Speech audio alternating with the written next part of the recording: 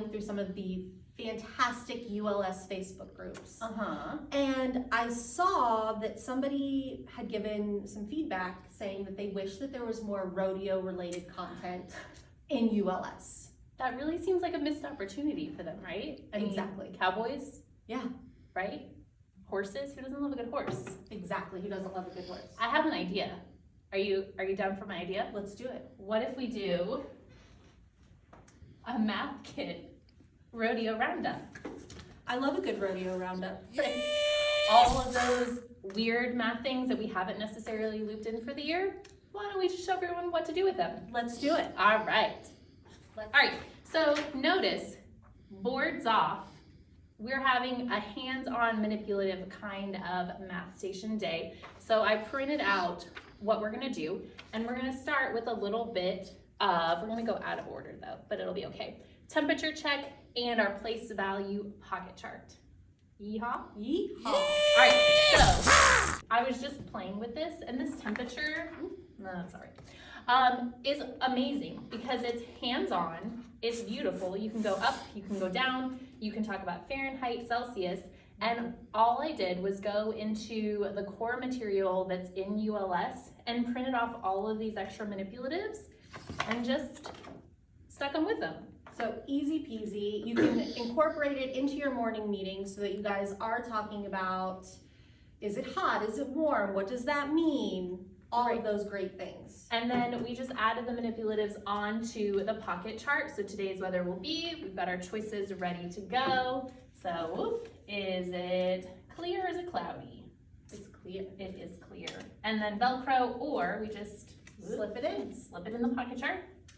The And temperature. all of this is from those core materials? Yeah, it was only in that weather section. So there's lots of different things that you could pull for some hands-on calendar stuff. And then all of this came from the weather stuff. And there was also some other levels of it that have less visuals because sometimes we don't need as many visuals. The temperature will be, it will feel, talk about some clothing items, all that already prepped and ready to go. Lots of great functional skills right here too. Then going back into our place value pocket chart.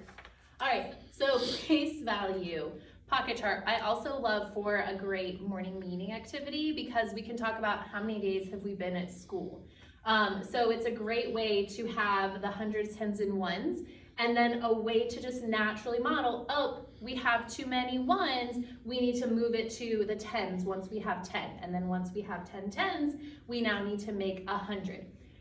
I did have to hunt down some rubber bands to be able to band them together, but that's something that easily somebody at a school is gonna have. Yeah, for sure.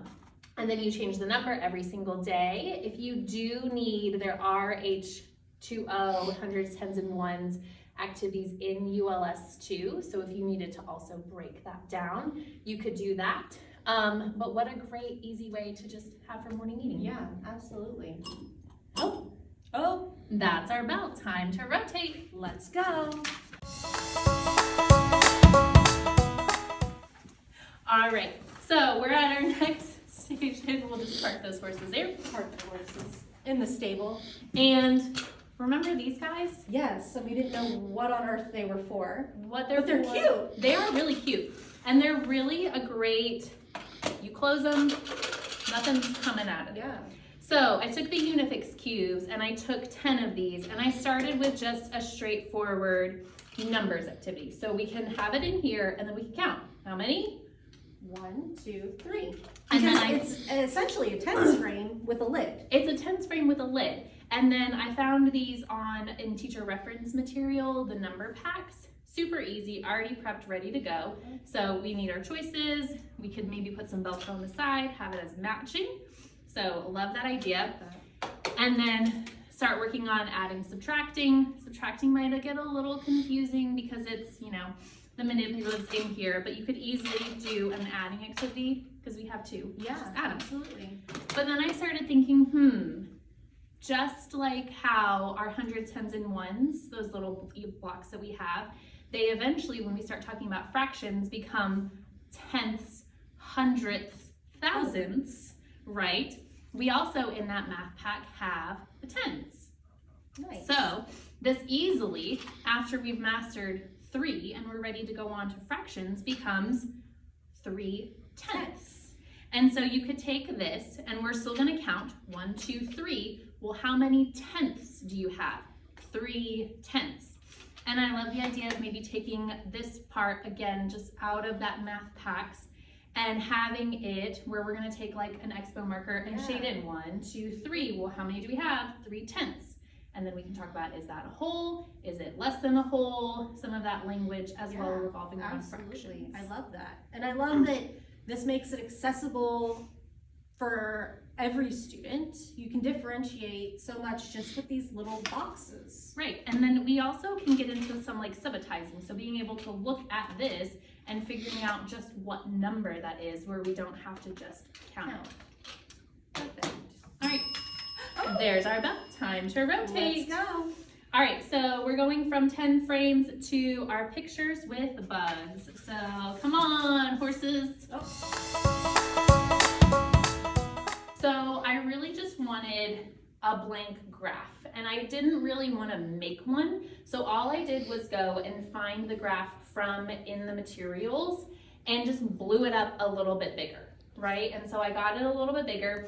I went on Symbol Stix and I just taped and changed out the visuals at the bottom. You can still kind of see what was originally there, but you know, shh, don't tell anyone. Taped them at the bottom, and then these bugs.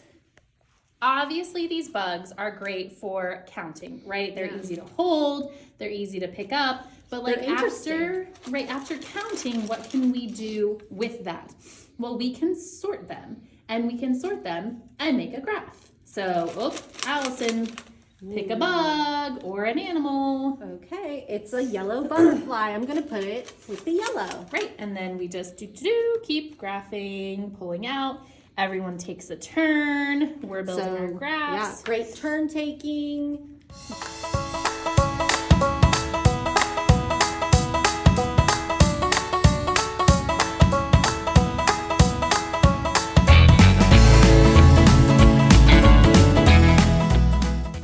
But now that we've sorted all our bugs and our animals, let's talk about what has the most, what has the least, maybe comparing this to this. So again, we can talk about some subtraction or adding. Some equal in there as well. Exactly. And so thinking about the Symbol Stix cards, same or different, they're the same. And then we're gonna count them all, count just some, make it an addition, lots of different options with graphs.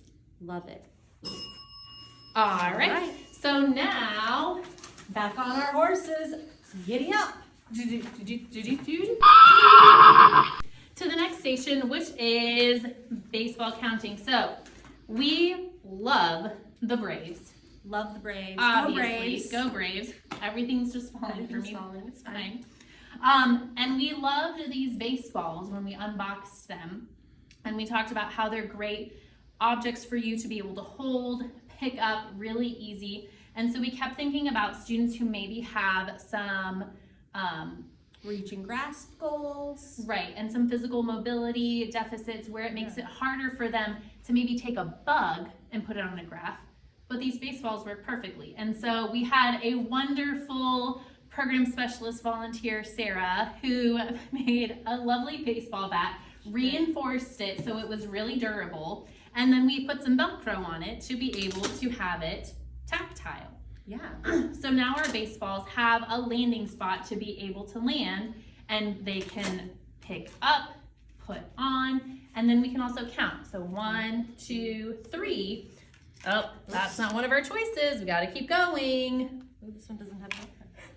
4, 5. And then we've got our number again from the math kit, the math packs, and then we've got that. Yeah, so you can have it already set up with the balls on it and they have to count, or you can give them the number and they have to put the balls on it themselves. Absolutely. So if we didn't have any of these on and our assignment was 8, then we're putting on 1, 2, 3, 4, 5, 6, whoops, not that one, 6, 7, 8. And then we're making that number. So you go lots of different directions with this. And it is baseball season, so go Braves. Go Braves. Great activity to have. All right, let me find my horse. Let me find my schedule. Woo!